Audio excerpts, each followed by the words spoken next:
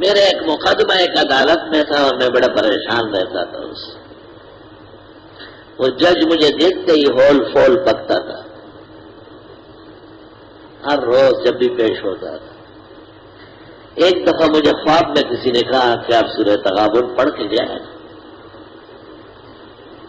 میں نے رات کو 41 مرتبہ پڑھ کر سو گیا.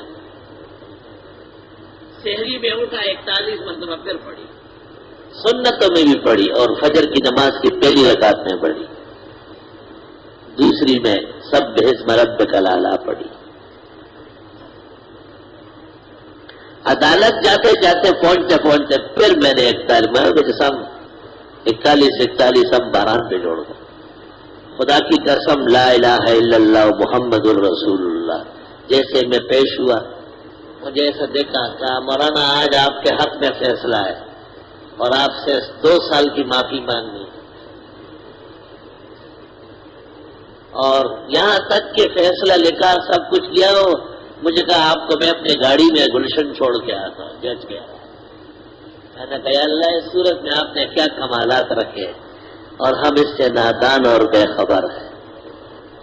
دنیا اور دین کے ہر مشکل کے لیے آپ اس کو پڑھا کریں. پڑھتے پڑھتے آپ کا وظیفہ بن جائے گا.